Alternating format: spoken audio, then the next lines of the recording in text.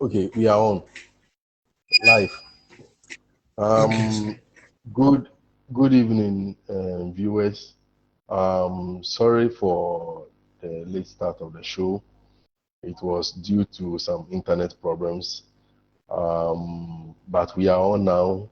With me is Mr. Kilanji from Namibia, the Director of International Relations of Youth Movement for African Unity. We are about to do justice to issues affecting African youth. The reason why for decades now we are not seeing any improvement in the life of African youth. We are not seeing any improvement in our education system. The economy keep going down, and so many problems that are currently facing African youth, which are normally generating some level of security threat to the continent. Today with me, like as I introduced my guest earlier on, is Mr. Kilanji from Namibia, Director of International Relations Youth Movement for African Unity. You are welcome, sir. Yes, good evening. Thanks for having me. Thank you. Okay. So without wasting much time, my question to you is, you have seen the African youth and most challenges facing them today. We have witnessed most of our youth trying to migrate through illegal means to Europe and the Americans to seek for greener pastures due to conditions that we have on the continent. Looking at Africa as a continent, despite we have everything on the continent, we have a lot of resources, but yet we are still poor on the continent, which is affecting the development of our youth, politically and economically and educationally. The situation is affecting their development. So most of them tend their focus to the European continent and Americans to seek for greener pastures and so on. So, sir, what do you think are the problems for this occurrence, and also the solutions that we need to prescribe for these problems? Okay, thank you for the question. It's very important that we interrogate these concerns.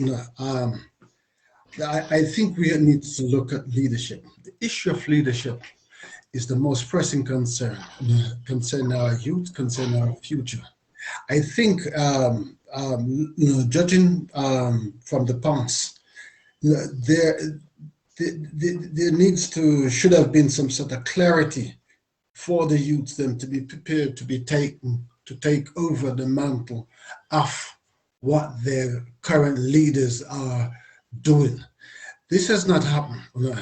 This has not happened. What has happened, right, is that the leadership that have come into power are not one that's based upon consciousness, but rather based upon political philosophy, which does not seem to have any long-term aim, long-term planning for the youth. The type of people that are ruling our African continent are opportunistic leaders, and being opportunistic, they have not given concern as to the survivalness of the youths. And this is the problem that we are having. We have seen where youths are running away from Africa. Unfortunately, they're running away from their leaders, and ending up on the bottoms of seabeds, on shores, foreign shores. And this is rather a sad case. It's a sad situation. It is to do with leadership. Leadership is failing. For people to be running away from Africa, and then these drastic means and having to lose their lives on shores. It's really something that is damning, and it's something that we need to interrogate. I don't think we can leave this to the leadership, because they have not provided the answers as to the future of our youth. Because if they did, then there would be clear program in position for our youth then to follow, and then in the end take over. But they've not made that provision. Our leaders are selfish, greedy, deceiving. I haven't got a lot of respect for most of them. I have to be frank with you. I think the best of them that have been with us in recent time has been Magufuli of Tanzania. Have done rather well because he actually looked in terms of how best we can cultivate the talents of our youths, the talents of our people, and to try to ensure that the resources of that state actually belongs to the people.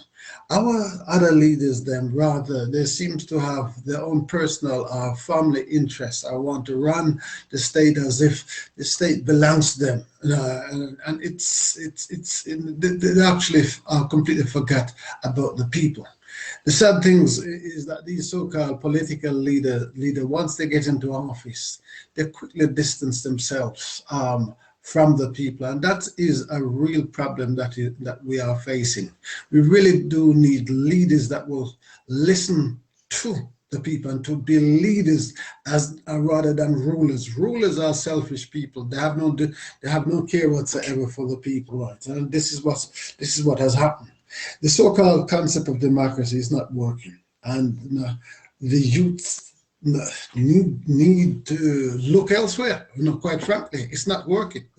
It's if it's working, it's only benefiting one section of the community, and that is the presidents and the ministers.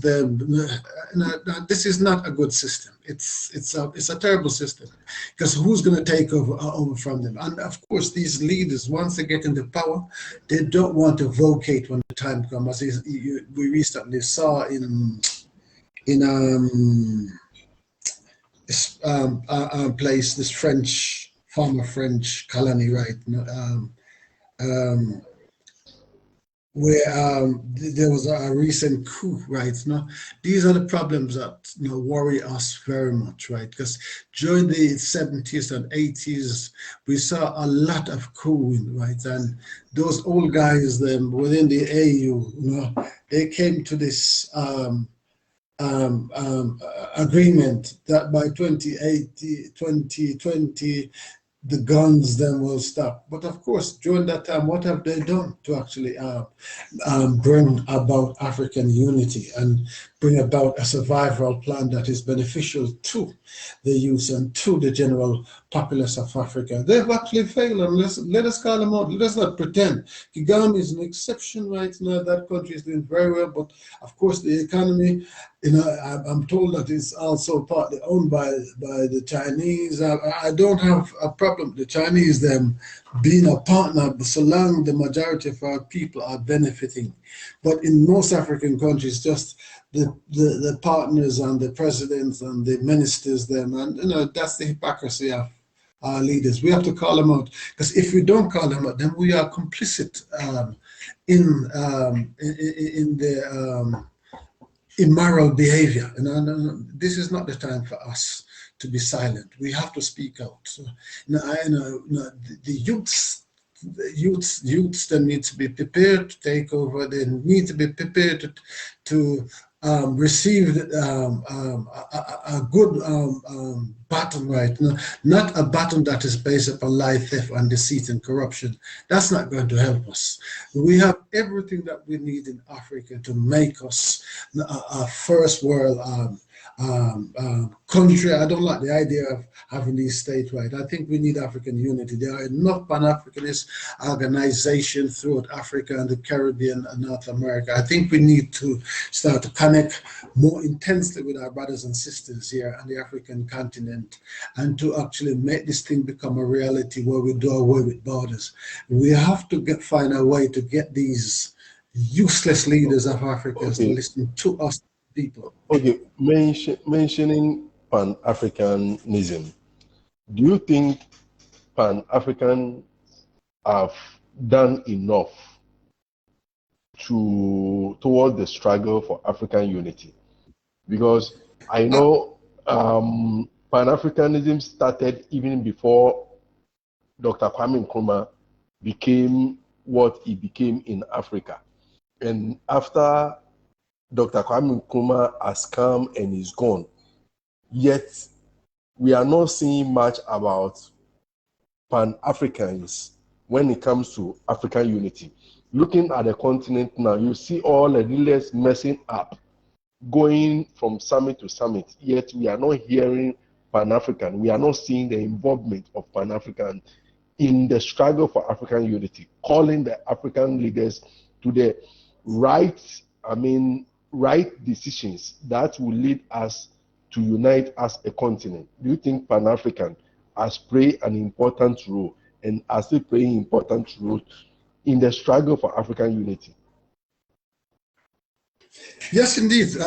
Pan-Africanism was the panacea for having African liberation. Every single leaders that are ruling Africa today owes everything to Pan-Africanism, because without Pan-Africanism, that was the united stand, because Pan-Africanism is about our race, the black race, and the land Africa, So when we came together in 1945, and we decided to send a clear defining.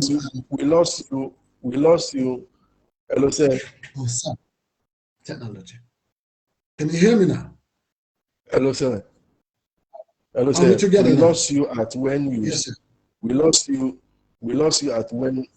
Yeah, we are together. We lost you at where you said every African leader own, whatever it is to, Pan-Africanism.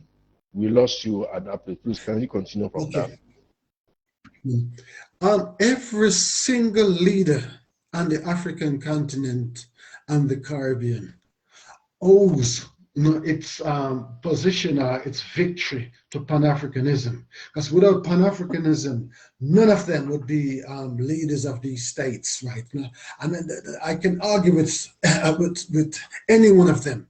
If it hadn't been for Pan-Africanism, there is no way that any of these guys then would be in leadership position today. And that is a clear fact, right? Because it was Pan-Africanism that came together at the Manchester Conference in 1945 and decided the fate of Africa, the total liberation of Africa.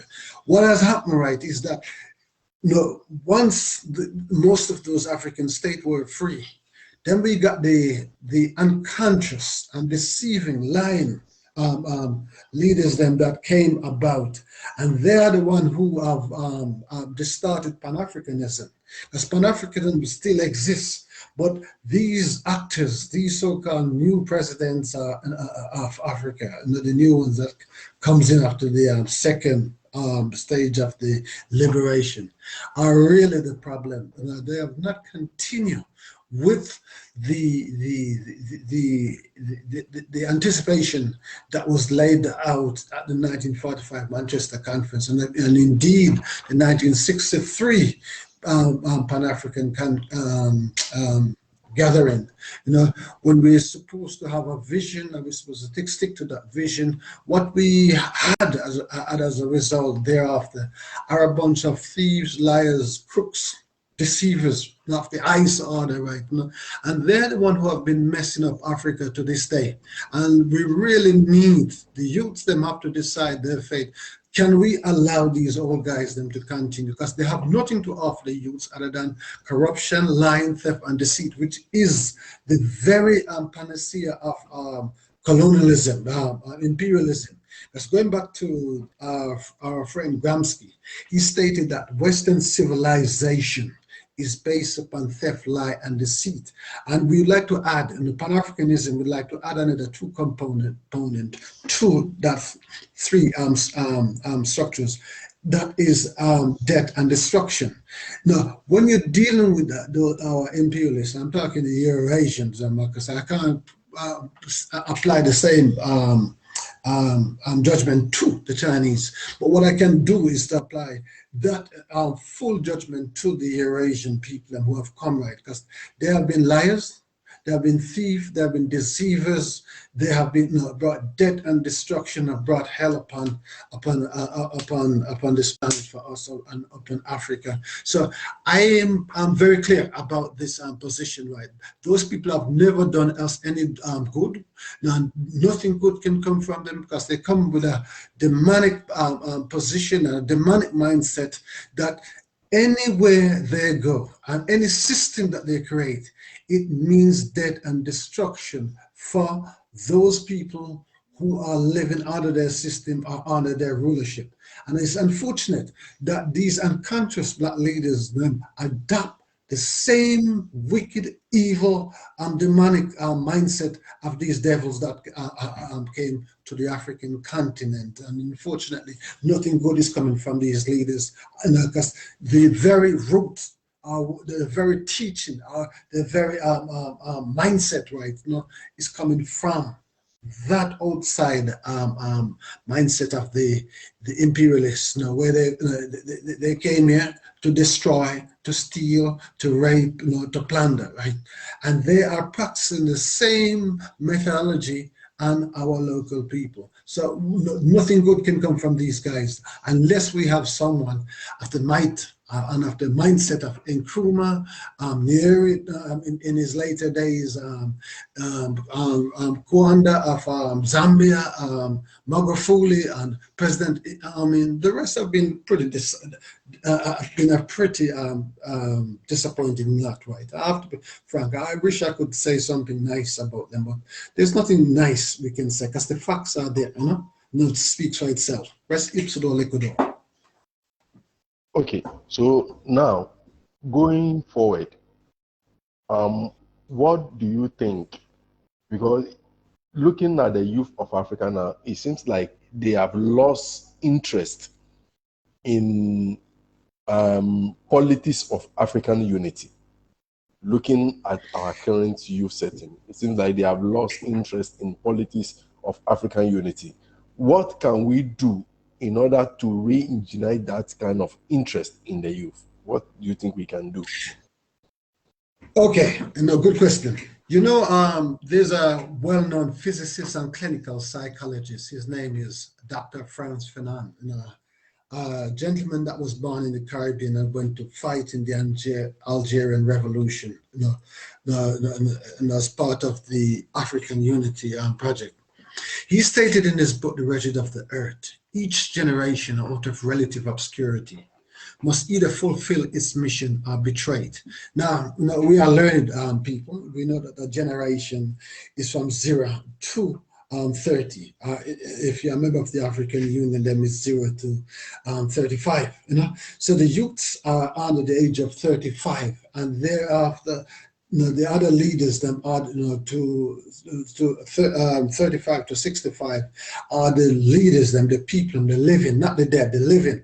Because after that, right, then you go through the over 65, which are the men and women in diapers, right now. So they have finished. There's nothing good that they can bring, because if they have not done what they're supposed to have done within the space of that 65 years, they should have no right to be a leader or governor or any kind of leadership in Africa, right? So the youths, because based upon their legacy, what they've got, right, this despondency that the youths are suffering from is an indication that they have left nothing for the youths them to do. So the youths have to find their own level of consciousness and to decide what is best, which is the right direction that they must go in. Because what is there for them to follow or emulate from these thieves, these liars, these corrupt leaders now, So I am 100% in favor of the youths for them to find and to decide what is right for them in this time,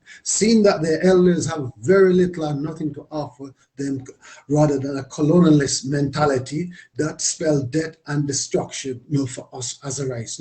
We need to have leadership that able to plan 20, 30 years properly for us as a single body. These old leaders with these 55 states of theirs, right, was designed, for the exploitation and the oppression of our people. And when these old guys, them have, failed to unite Africa by bringing Africa into the United States of Africa, they signal that they are no better from the former colonialists that who came and truncated Africa into European tribal domain and creating these boundaries. Because if you are divided, then you can be ruled easily. But if you are in one entity, one body, then it's going to be very difficult for an outside entity or the outside devils them to actually come in and do what they like. But with a small, with this truncated state that belongs to France, belongs to Britain, belongs to Germany and blah, blah, blah, right? No? Then it's a recipe for disaster. Pan-Africanism is saying, and the user said, we want one Africa. We want a borderless Africa. The elders, the old guys then, wants to maintain this conservative boundary where they can loot, rob and oppress the people. Very much the same as what the white man was doing. The only difference is that it's skin color, because they come, these old leaders, they're using the same apparatus as the imperialists them were using. So they have not added value to our life. They have not added value to Africa and the development and the liberation of Africa. Rather, they are the gatekeeper of exploitation and oppression. So we need to separate.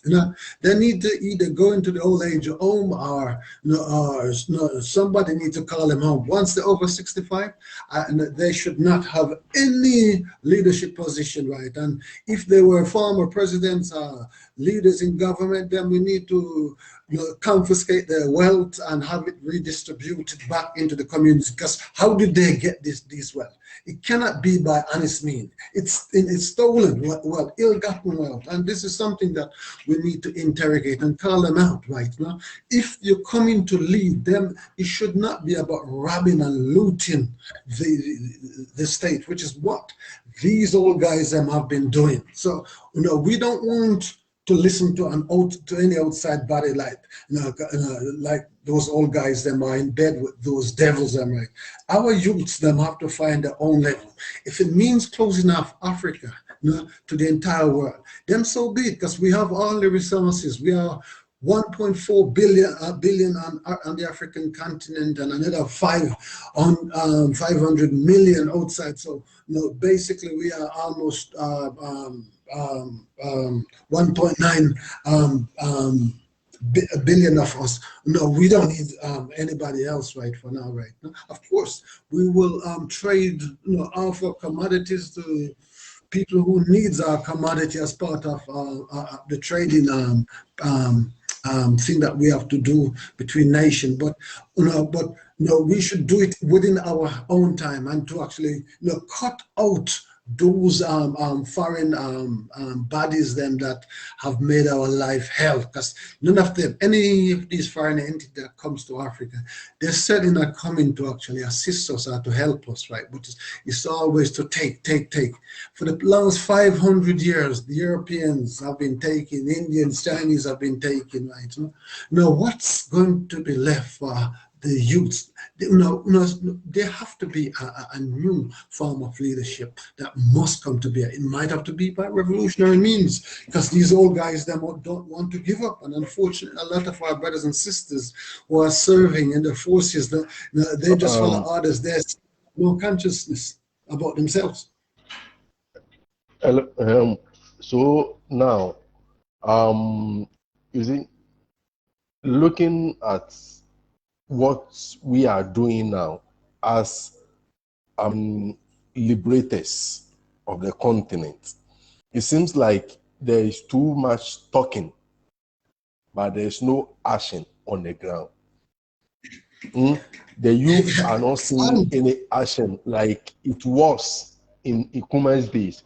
During the Nkrumah's days, during the Secretary's days, during the Julius Nyerere days, during Samora Michel's days, there were a lot of actions on the ground. Apart from the talkings, there were a lot of actions on the ground. But it seems like the current crop of Pan-Africans, they are engaging more in rhetorics than, actions on the ground. Do you think that is helping the struggle? Okay, you mentioned that we are talking a lot.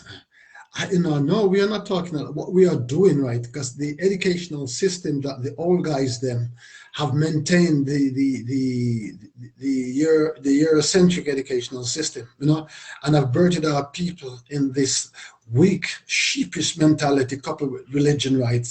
Which serve to make our people into sheeps, right? And fearful of their life, right? There's no warriors amongst us, right? They've been taken out basically, given the kind of education and the kind of orientation.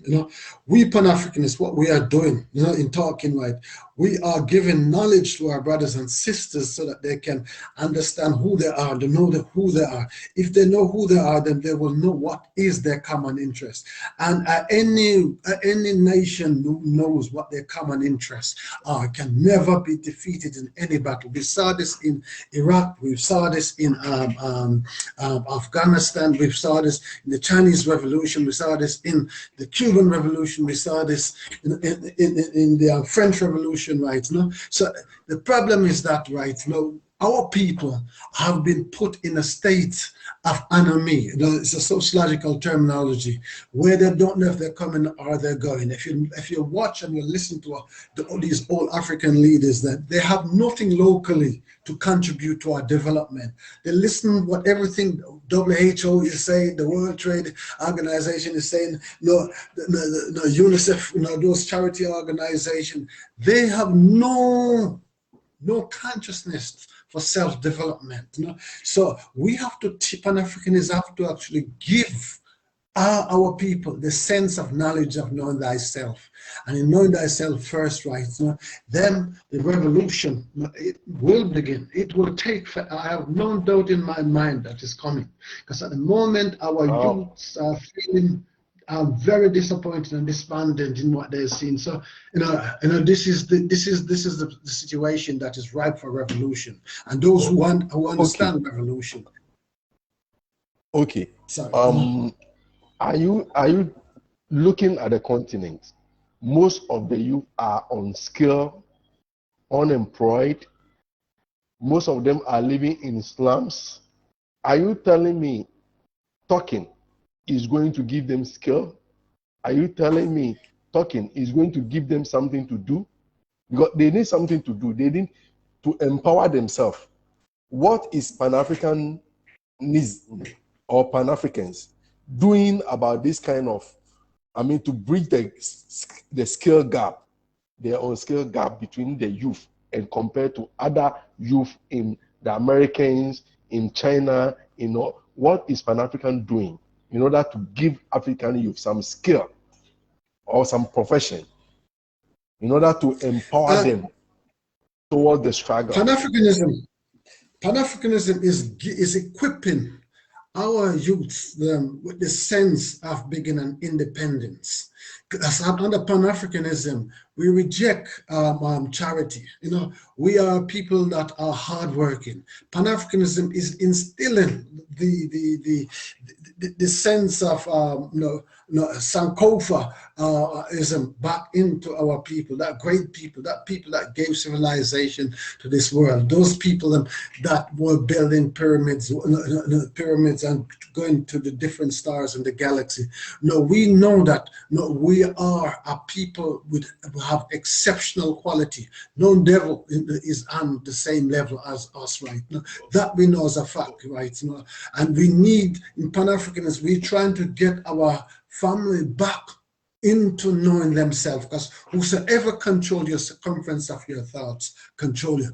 And the demonic forces that have been controlling our leaders, we're seeing the consequences. If you agree, played out in our youth. Excuse me, if you agree with me, looking at the African continent right now, most of the youth are unemployed.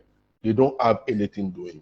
So most of these African leaders tend to use them in so many ways for political advantage. Sometimes they use them to engage in violence, political violence, and so many other robbery crimes in order to gain whatever they want to achieve. What is Pan-African doing, or Pan-Africanism doing, in order to equip the youth of Africa to avoid all these things? what is Pan-Africans doing? As I said, Pan-Africanism is about truth and justice. It's a balance, reciprocity. It is a naturalness. It is not like capitalism. It's something totally different from capitalism. It is an ideology that has been self-developed by Africans and descendants. No, it is our thing. It is our tools to free ourselves.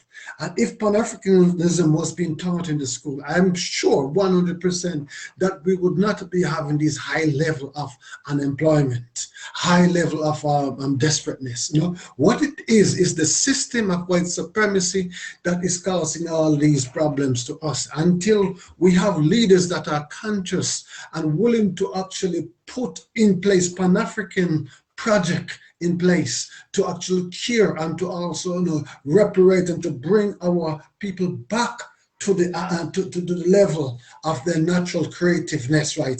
At the moment, people are being kept in a dependency mode, and these leaders that are running Africa are the major problem of this gatekeeping mission to create and maintain high unemployment, because they're clueless, as you can see. Because if they were not clueless, they would find jobs for other people. Magufuli was doing it very well, right? And of course, Kagame is doing it very well. We saw the best example in our time. Gaddafi did that very well. Gaddafi, Libya, did it marvelously, right? People were going to Libya for employment, right? And Gaddafi principle, everything about Gaddafi, right, was the best example for Africa, and it's the example that Africa needs to follow. Right now, if the youth are able to look what Gaddafi did in the time that he was there, right, and compare this to what those greedy, thieving, lying, deceiving leaders in Africa have done in that time, right? Shamelessly, right? Then you will see what Gaddafi did was the right engine that we need to actually re-encapsulate. And that is, of course, we need to get rid of all these borders and just set up the African Union. But better still, there is a campaign going, and I need emphasize this before you go in the front. There's a campaign that is going on by the African Revolution Action Front, and this campaign is asking, in fact, it's asking parliamentarians, activists throughout Africa and the Caribbean to make the Congo region an area that is non-violence free from what you call outside interference, and asking leaders to support that area should be violent free, and anything that belongs to the Americans, the French, and the Belgium, that those national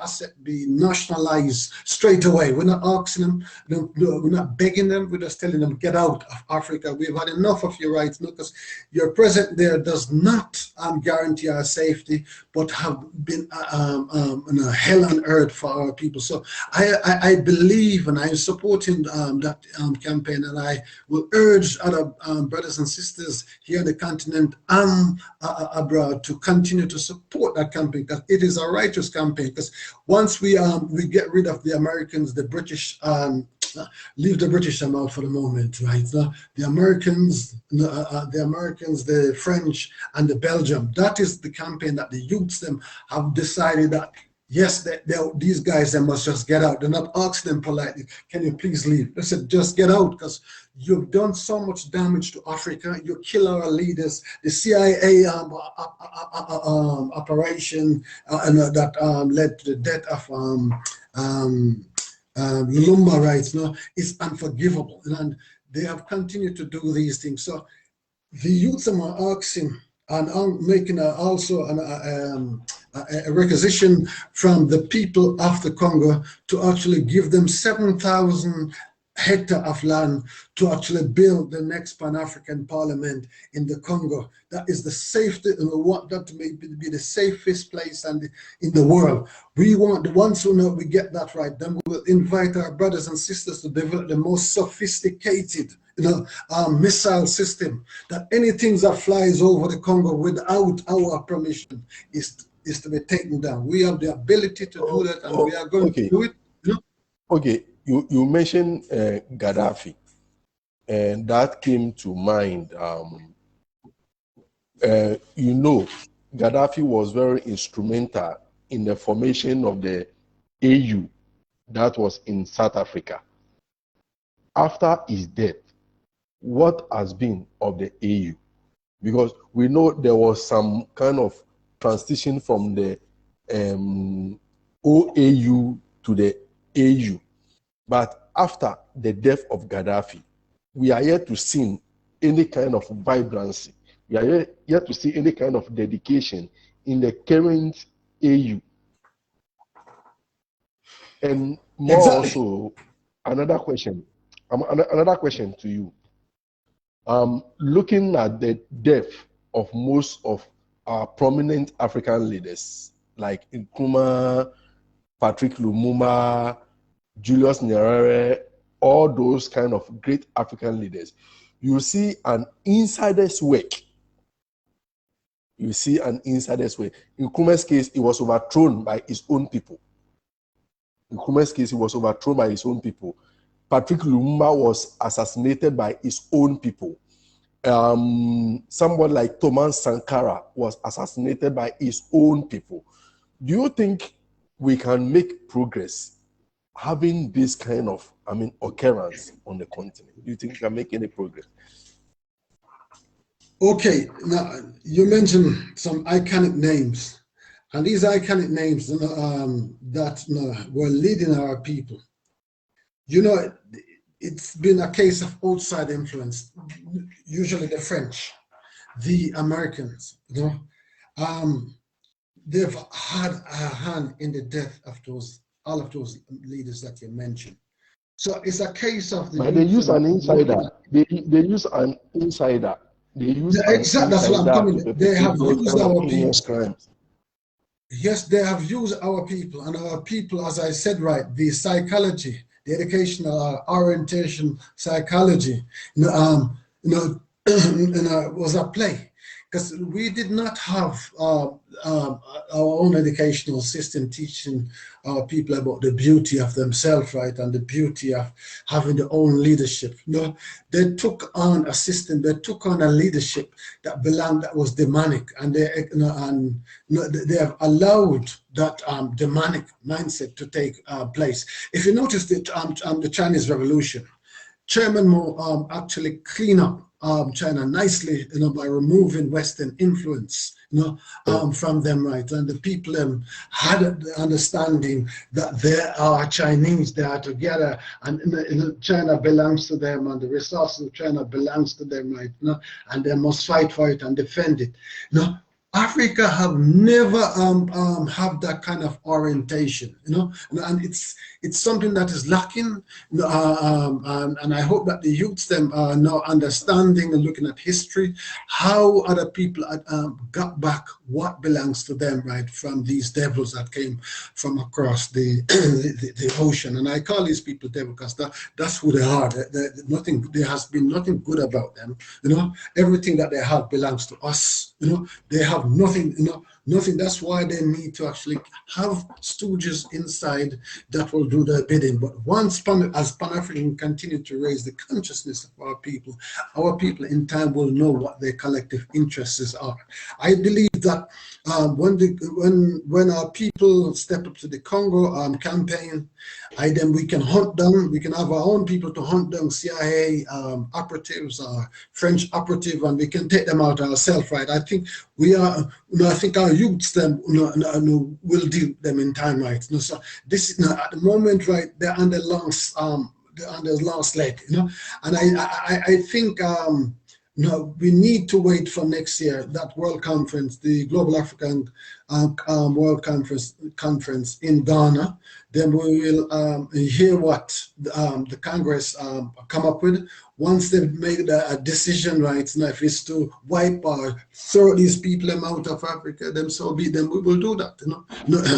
We just have to have this world when I said world, but we're talking about us Africans and descendants. We're not talking about nobody else. Africa is, our concern as Pan-African is about our affair, fixing ourselves, fixing our business, right? So we don't want any intruders. We don't want any outsiders who's going to come and tell us how to run Africa. That is why the Global African Congress was established in 2002 to decide the fate of Africa through its Bridgestone Protocol, which was given to every African leaders, and not one of them to this day have implemented those things. So I'm saying that the African leaders are not for us, unfortunately. They do not have the level of consciousness to actually be our leaders to represent us.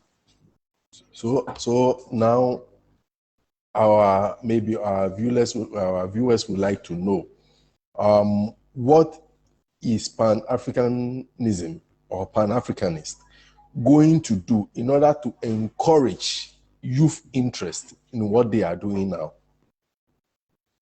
Or what do you think? What do you think Pan-Africanism? What do you think? Or what do you think? Or what do you think Pan-Africans or Pan-Africanism or Pan-Africans should do in order to encourage youth interest in what they are doing now? What do you think?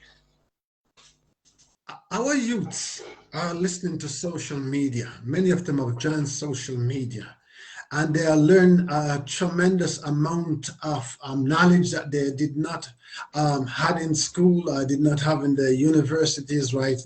It's a case of each one teaches one, and I'm encouraged by the effect that what I'm seeing. Now, the consciousness, this is actually raising the consciousness of these new incoming leaders, because they will lead. Make no difference about it. Our youths are going to be the next leaders, because the old guys, they have very little in common with the youths. That's why, and you mentioned earlier, that they are very distant from the leadership, right, in Africa, because of the selfish mindset, the Eurocentric mindset that they came into power with through the system of the legacy of imperialism structure that they have not changed, right? They've continued.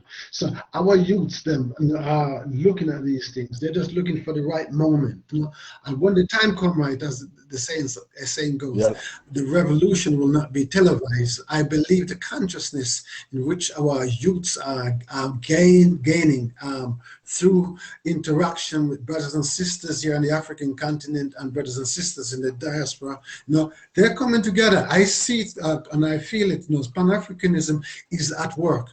It's an ideology that speaks exclusively to Africans and descendants.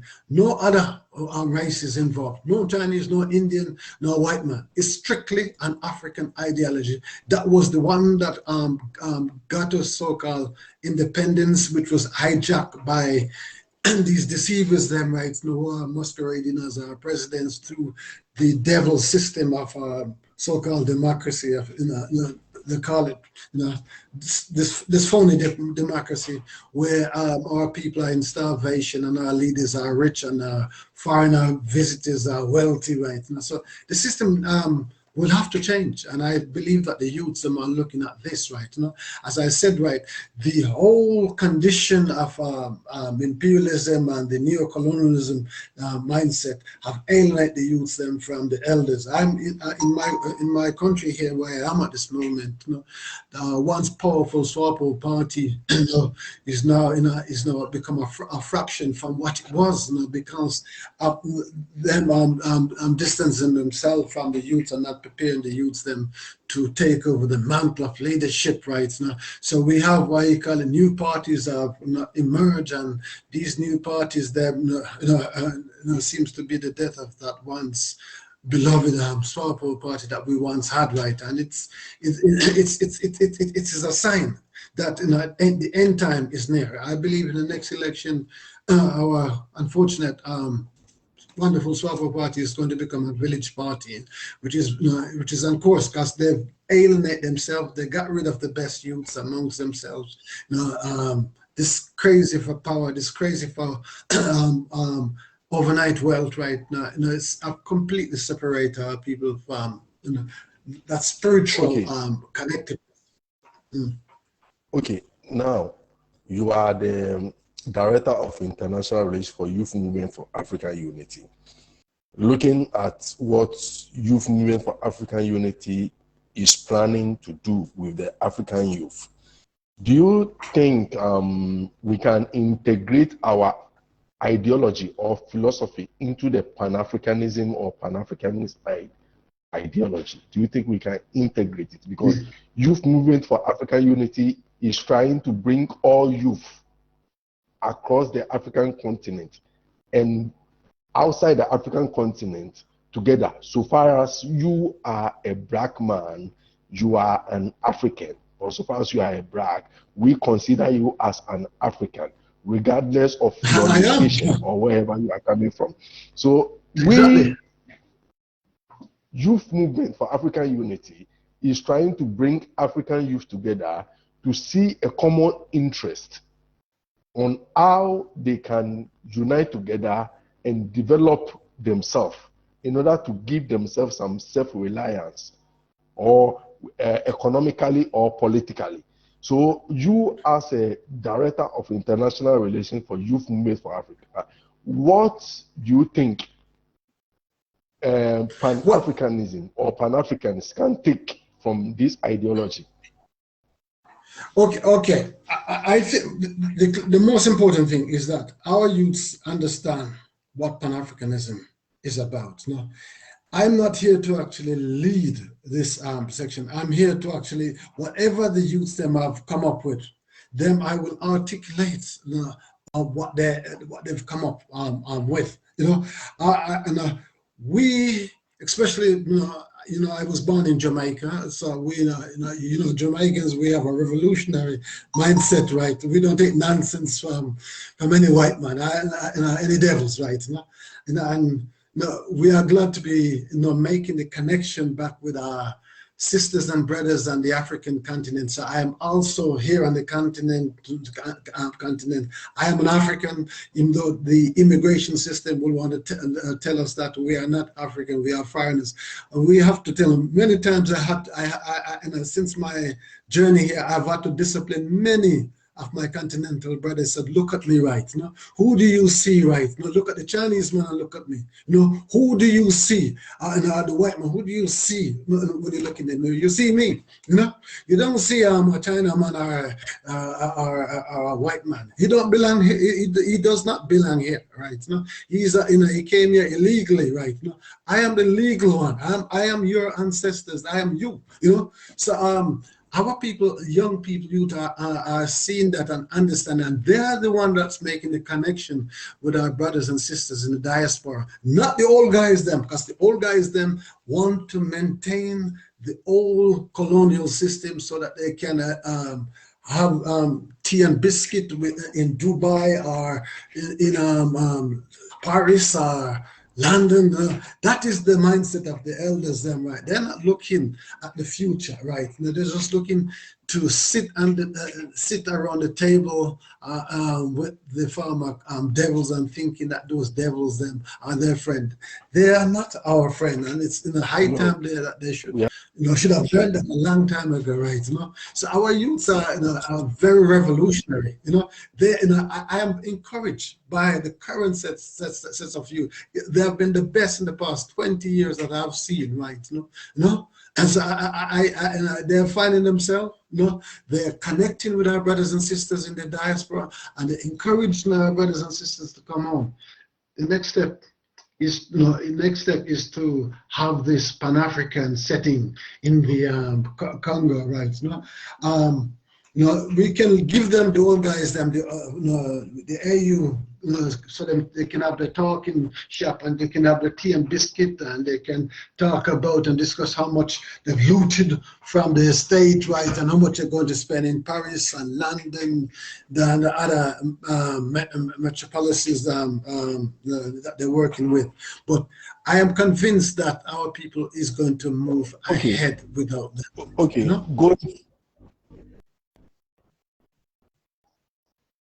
Okay, going forward,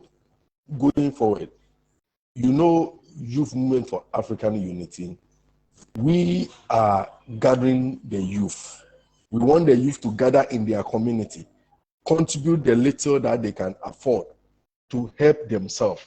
If they can establish a farm, they establish a farm. If whatever they contribute can establish a factory, they establish a factory. If they can establish a workshop, they establish a workshop, so that at least they can earn a living from whatever they do, as well as they can earn a skill. Going forward, will you encourage Pan-Africanism or Pan-Africans to help this ideology or to contribute towards this ideology? Of course, Pan-African is the total answer. There is no other answer. We've tried capitalism, we've tried socialism, we tried everything that the Europeans have given us. We've tried these structural adjustment plans, right? Everything seemed to have failed us, right? So, Pan-Africanism have not been tried out fully. We see what Pan-Africanism can do. We saw it in Libya, how it worked. We saw it in Tanzania under Magufuli, we saw it in Ghana and under Nkrumah, right? So we know, the power, we know the blessing, what's there for us, right? And that is why we have in these so-called Boko Haram being funded, and those other ISIS, whatever you call them, being funded by these devils, them, right, to separate us and to keep us divided, But under Pan-Africanism, it's stark in unity. Because as soon as this campaign, sorry, let me just complete. As I said, there is a campaign going on at this moment regarding that the Americans, the Belgium and the French must get out of the Congo. That campaign, right, as soon as it gets more momentum, I believe we're going to see Africa, and we're going to see the power of our youths, what they mean, because they're the one who's driving this, not the elders. The youths, and they've came up with this, and they've said they have got to go, get out. They're not asking them; they're telling them get out. Just like what Marcus Garvey said, right? We will when our box is up against the wall, and we will not ask Britain or France, why are you here? We shall just tell them, so get out of here, come on then. And I think this is the situation with our youths. The people that's having posing a problem are our current sets of leaders, because their allegiance is not to Africa. The allegiance is to the pocket and the stomach and to outside interests, But the youths are looking at a different, have a different mindset. They want the same thing as the Chinese youths are having, the same thing as other white people are having, right? So there is going to be a competing interest, right? And this is where all hell is going to break loose. So that recent coup that we saw in Guinea, right? Maybe it's just the beginning of more to come, right? There was one in Mali, right? Unfortunately, as Pan-Africans, we don't like these coups, but young people have to do what they have to do, right? It's a simple. If there's a problem in the house, they have to. Hello, sir. The question is, will you encourage Pan-Africans or Pan-Africanism to invest towards the development of the African youth? Will you encourage that going forward? That's the question. Hello, sir. Can you hear me? Hello? Hello? Hello, sir. Hello, sir. Yeah, there's a break there. Yeah. Yes, I can hear you now. Yeah, I don't need to encourage. I'm just asking you, will you encourage Pan-Africans or Pan-Africanism to invest towards the development of the African youth? 100%. Pan-Africanism is the only answer. It got us independence, and unfortunately, it got hijacked by the neo-colonialists, right? So this stage, and I think you probably would have read, and I'm sure hope that many of our readers have read Nkrumah prophecy. Neo-colonialism is the last stance. After this, right, there's victory for us, right? Our youths are preparing themselves through the social media, getting the knowledge. They are questioning, they are interrogating the past. They are interrogating their leaders, and the elderly leaders cannot answer them right, cannot respond to them right, because they have nothing in common with the youth. So the youths are finding their own level, and this is a clash of mindset at this juncture. I will not forget Fidel Castro long statement at the World Conference Against Racism and Xenophobia at Durban, when he mentioned and gave us this warning. Fidel Castro, a great humanitarian, a great leader, one of the finest leaders in the 21st century, who have, what you call it, defeated the South African, the British, the French, and the American from Havana, in the war of independence for Namibia and South Africa in Angola, right?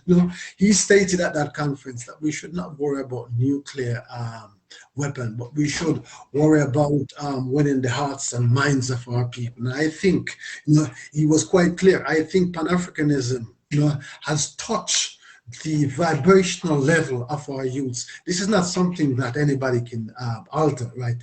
It has touched their vibrational level, and they're getting into Pan-Africanism. So one don't need to encourage them. They know what to do. They've seen how much their mothers and fathers have suffered. They've seen around them the suffering that they're having to endure.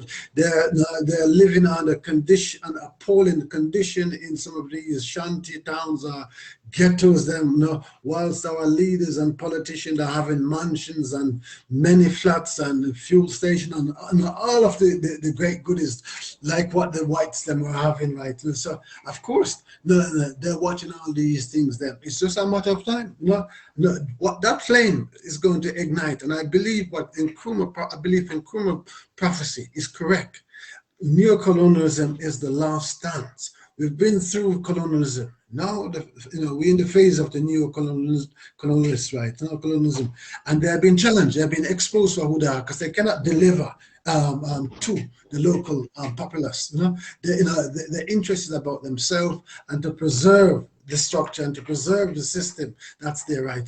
So that is in direct conflict with our youths, right? And don't underestimate the power of our youths. Don't think that despite the fact that they did not get Pan-Africanism training in school, or Pan-Africanism education, that they're not reading, and they're listening to their brothers, they're connecting to their brothers and sisters. The internet, which we, the African, created, right? Not the white man, we created it, right? This medium, right, that we created, right? Who would have thought that is going to be used as a vehicle to communicate, as communication is vital, that we will unite through that, right? And all of this is happening. I never thought I would live in this time to see this marvelous transition that we are going through. The old leaders, hopefully COVID will deal with a lot of them, right, and get rid of them, right, and we're getting a new set, right, of leaders, young people, them who have the common interests of Africa and the common interests of our people. That is the challenge, and that we need to look at, right. We don't need to. I don't feel that we need to encourage Pan-African. Pan-Africanism is now the in thing within our youths. The people that want to crush it are the outsiders and the old leaders then. But the new leaders are new guys that are talking about Pan-Africanism, and it's this time around. But the death of Gaddafi, as they will get a strength from that, how they killed Gaddafi. How they took him up because of Gaddafi have sided with the Africans and was the one that was sponsoring the AU, in 2012, 22, when he changed the Organization of African Unity into the AU, and give it a relevance for today's time. Because what used to happen was this: African leaders then would watch a fellow country, being looted or genocide, You know, so when God used this new intervention that any sign of possible genocide that's taking place in any of the African state, right? The AU have the right to go in and to actually, replace such leadership, right? I think that was a powerful thing, and I think if Gaddafi was around, right, I think we would see a different Africa. We'd see a more progressive Africa. Yes, it's now almost 10 years since, yeah, it is 10 years since they murdered Gaddafi, but his legacy is still with us. Those lessons of his experience now, we know that what he did, right, we can apply that to Africa. We can do the same thing what Gaddafi did, to actually made Libya the greatest African state with the finest healthcare system and the finest social system for our people. We know it is possible. And of course, with our Cuban brothers and sisters under Fidel Castro, right, we are very grateful for the loving relationship that those white people have showed to Africa and have stood with us, right? We will forever remain grateful to the Cuban people who came here and died for us, right? Whilst other black leaders them were just watching. But we thank Fidel Castro and the people of Cuba, and always for their contribution. And of course, Gaddafi, Okay. did a wonderful job, and he was the kind of Garveyite disciple.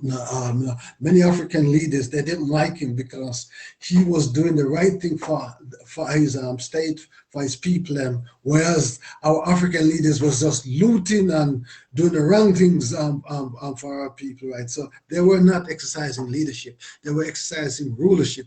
So they were, most of them were very glad to see the back of Gaddafi, right? So they can loot and rob Africa, right? But of course, they have to go, and their children, the benefactor of their greed and their looting, right? Unfortunately, the children have to suffer the curse of that, right? And it's unfortunate, So I see a change coming, a very positive change coming.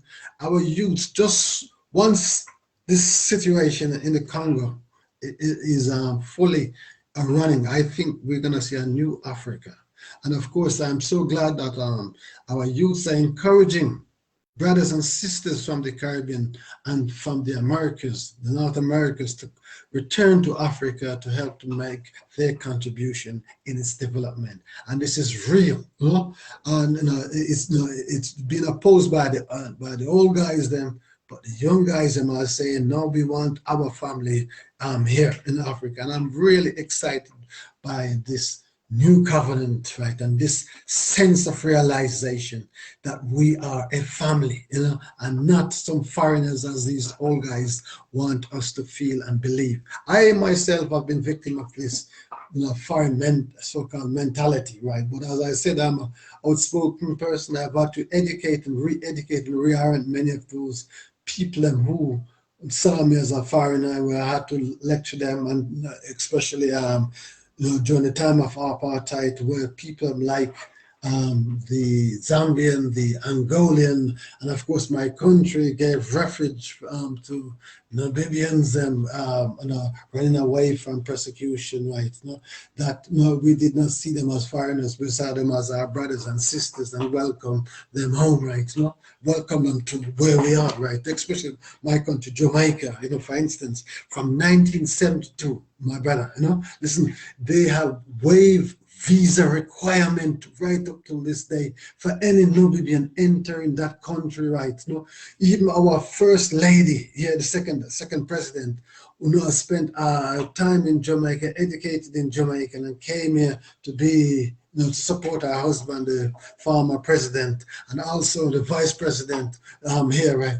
Her wife was also in Jamaica, So we are grateful not what Michael Mann, the former prime minister, did, right? He's a white Jamaican, but he was a Jamaican. He was a humanitarian. He was different from the white. Just like you'll find if you take, for instance, the Islamic religion and the Christian religion, you find that usually Muslims are more on our side, than the Christians, them who have been the real devil on planet Earth right now, against us right now. We seem to have a better relationship with them. Not that I'm not promoting religion, because I am totally anti-religion, because religion has never done us any good but to separate us, because religion is a divisive thing. It's a personal thing right now. So I hope that our youths then will not embrace religion, no? But see religion as something that's maybe private to them, right? But in terms of us coming together as a nation of African, we don't need any of those divisiveness. No, we need Pan-Africanism. Pan-Africanism is our Bible. Pan-Africanism is our religion. Pan-Africanism is our, is our salvation. Is everything. You know, that is what we want. Just like the Chinese for Moses with everything. Look how great China is today, right? You know, who would have believed this? God, looking back 30 years ago, that China will be now the world superpower. Not America. America is finished. You know, that devil is finished. Okay. You know, it's just a matter of time Last before. question. Last question. Then we end the show. Thank you. I want to know now. You spoke about religion. You spoke about Pan-Africanism. Looking at China, looking at the European Union, looking at the United States of America, they all have religious people there. There are Christians there, there are Jews there, they are in summary, the United States or the European Union, they are secular states. They are secular states which have so many kind of religious views, but yet they are progressing. They are progressing. So you can see that religion actually is not Africans' problem, but is the mentality of the leadership that we praise to lead us. You see, where African is now is the doing of the leadership of Africa. It's not the religious society. You see, it's not the religious society that have caused us, but the African leaders, they have caused us a lot. Why do we have a lot of resources on the continent, but yet we are struggling? Why do we have enough resources on the continent, but we don't hold any? We hold nothing. We don't hold any of our resources. Most of our resources are being taken away to the West. We don't hold anything. We have oil, but we don't hold it. We have gold, but we don't hold it. We have cocoa, but we don't hold it. So our problem is not about religion. Our problem is about the mentality of the people and the African leadership. And you see, we fail to ask ourselves, why, yes, sir, African youth keep voting for this old crook, keep voting for these old visionless leaders? That's the question we must interrogate and answer. So my question to you is, why still, despite the suffering, despite the failure, decade of humiliation, decade of, greed, decade of bad leadership, yet the youth keep voting for those old crook, those old blockhead, people who have nothing in their head, people who cannot think for themselves, for us to talk about thinking for Africa, always going to OAU summit conferences, sitting down, drinking tea, talking bullshit. Doing, I scratch your back, you scratch my back. Look at what is going on in Guinea right now. The OAU, the AU or whatever they call it, ECOWAS, they sat down, they allow a president to change a constitution in order for allowing him to run for a third term. They did nothing. When he won the election, they went there, they celebrated him, they celebrate with him, they celebrated him. Now there is a coup. These same useless, foolish leaders, they are him to put pressure on the junta in order to step down, to hand over power smoothly to another useless, which I know will be another useless democratic leader coming from nowhere. Do you think we are making progress Listen, out of all this back and forth nonsense? yes, you are correct regarding religion, right? Compare it in other places, like Europe, yes. No? But these religions were given to our people, and though the Bible was written on the life of the African, it was not written on the life of the European, because Europeans were uncivilized at the time, of the so-called the beginning of the Bible, right? They were cave people. They were not civilized.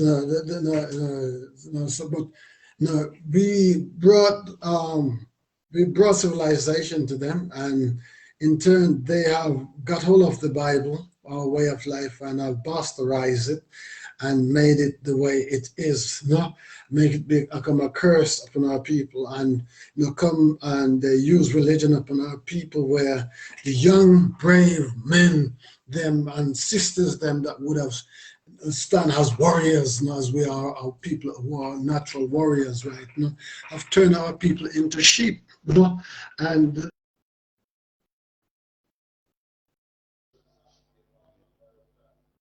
Hello, sir. We are losing you, sir. Hello, sir. UK for most of my life right now. So Hello? I see the change in religion, and I saw where the religion has become somewhat totally over the years increasing insignificant. And then, of course, we saw the exception of Islam, which is the one that's rising, Christianity, which is our number one enemy, right? Because it was the Christian mindset that got us into this nonsense, right? Yes, the Arabs then was doing their thing, but for us, especially us from the diaspora, right? Because it was the church that said that the black man should be enslaved. They are better suited to the climatic condition, and they do not have souls, right? I don't know how they came about that. We don't have soul when we are natural spiritual beings and happen to actually come to this earth and take on this fleshy existence, right? This beast, right, from the cave is the one that does not have any soul, right? Yet it has succeeded in convincing our people to becoming sheep. So they have this mindset that they've lost their warrior spirit.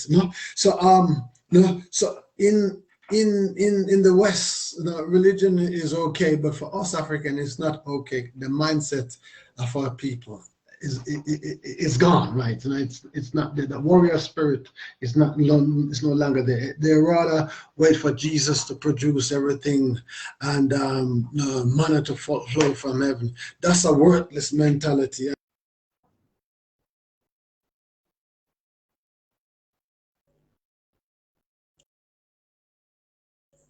Hello, sir. Hello. Like us, Christianity have never helped any of us. Hello, I just want to finish on this point and come to the other side of the question.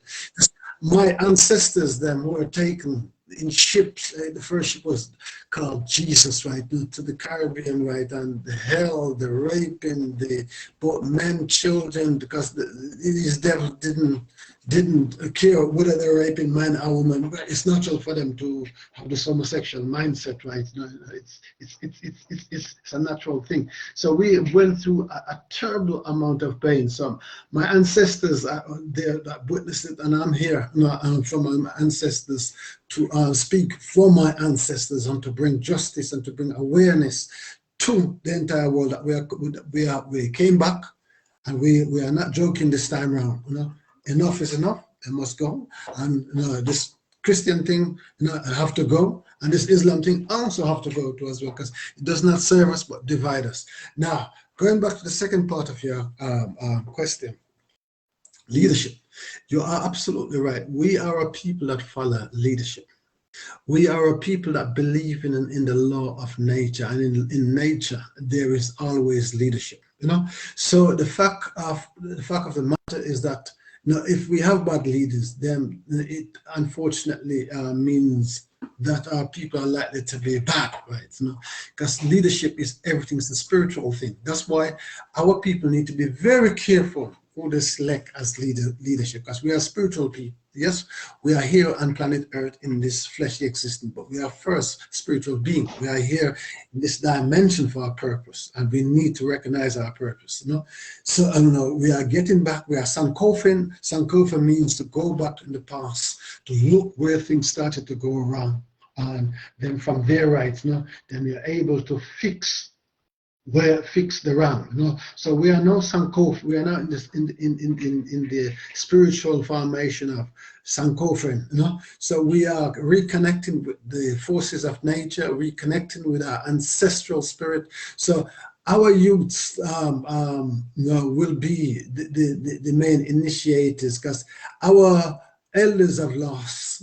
They have been under the control of the earthly demons, some of the Americans, the British, those Europeans, devils, right now. So they've been under their spell, and as a consequence, they're not there for our people. They cannot further our interest. They cannot defend us, right? But divide us. So there is a need for a new dub. A new dub meaning there needs to be a watershed.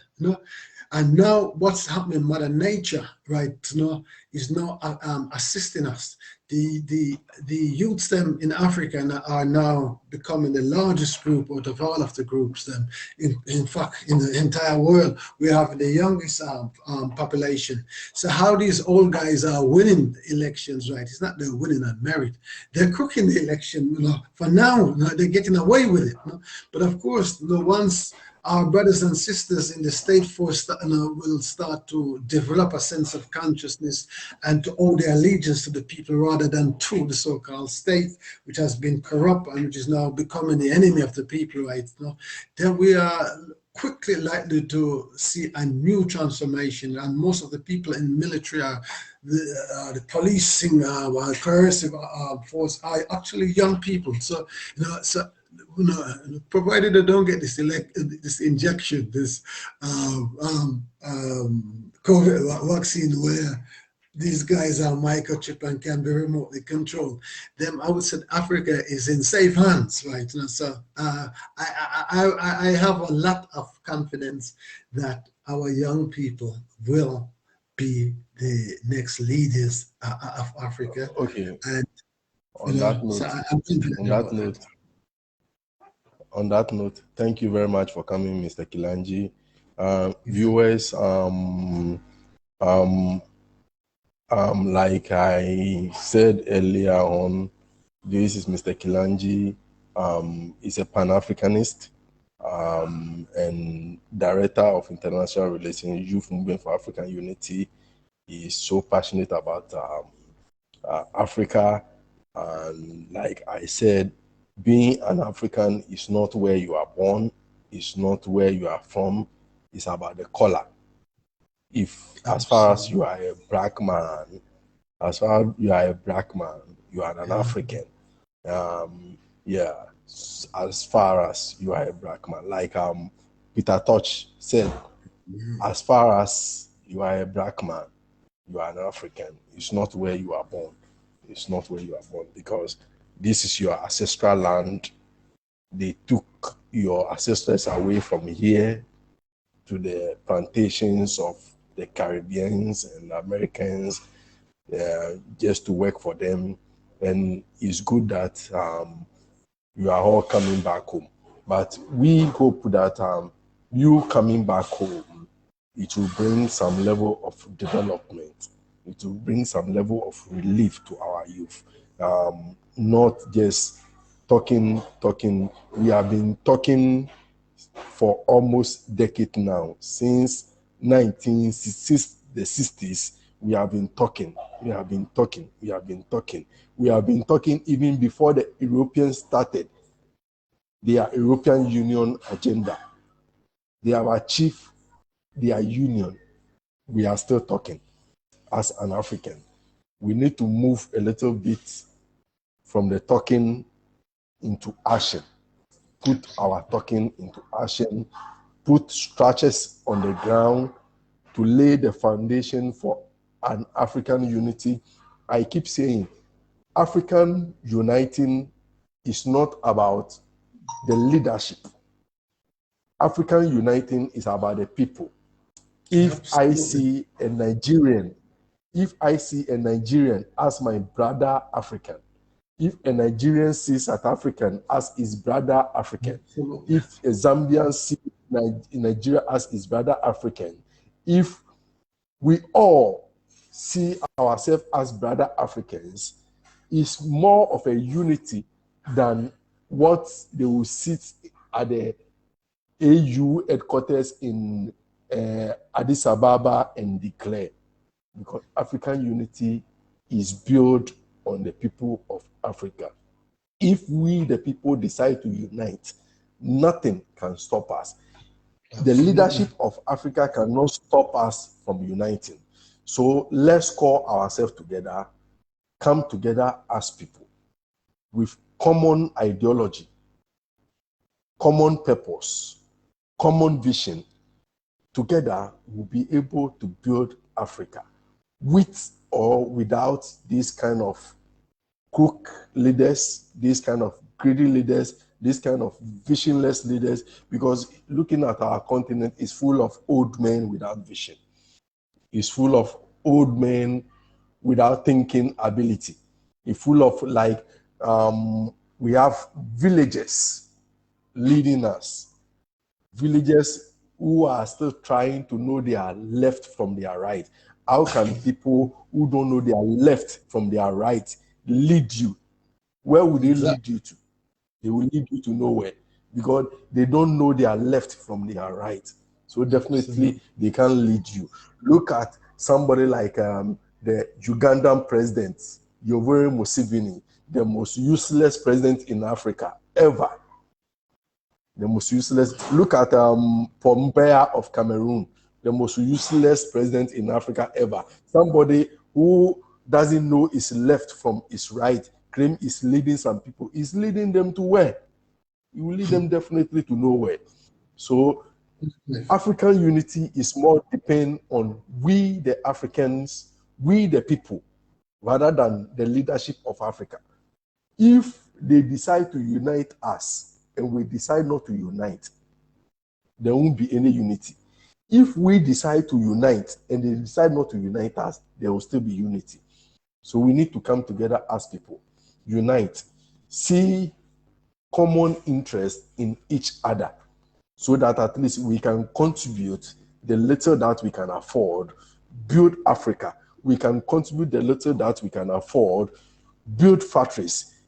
If we are about 1 billion people in Africa and we are able to contribute, let's say, $50 or $20 or $10 each, how much is it going to be? It's going to be a lot of money, right? It's going to be a lot of money, right? We can build factory out of that without this useless leadership. We can build factories out of that. Within a month, we can build about 10 factories across Africa. Or within a month, we can have funds to build 10 factories across Africa. Within a year, we can have enough funds to build as many as factories as we want, as many as hospital facilities as we want, as many as affordable housing as we want, without this crook leadership. So we need to come together. We need each other in this struggle. We need each other to this struggle. Thank you, Mr. Kilanji, for coming. I really appreciate your zeal and commitment for African unity and for Africans. And I will say one day we are going to get there, like Martin Luther King Jr. put it, we shall overcome someday. And I know deep down in my heart, I know we are going to overcome very soon. Not long ago, we are going to overcome very soon, where we are going to make some people who see themselves as relevant today irrelevant on the continent, because we will not need their vision, we will not need their leadership, We will not need them, and they are neo-colonialist masters. We will not need all those kind of, people that they call themselves our leaders, those who sit at the AU headquarters in Addis Ababa, Cairo, and think, weird, think stupidly for Africa, think that the only way African can unite is to go and lobby for peanuts from the West, to go and mortgage our resources from the West for peanuts. We'll get there and they will know that we don't need them. Africans don't need them. Our youth will realize their true interest and they will know that we don't need this kind of leadership before we can develop. Thank you, Mr. Kilanji, for coming. On this note, we'll end the show. Yes, thank you. Thank you. Thank you, sir. Okay, you're welcome, sir. I appreciate it. Thank you, sir. Okay, bye. Okay, bye.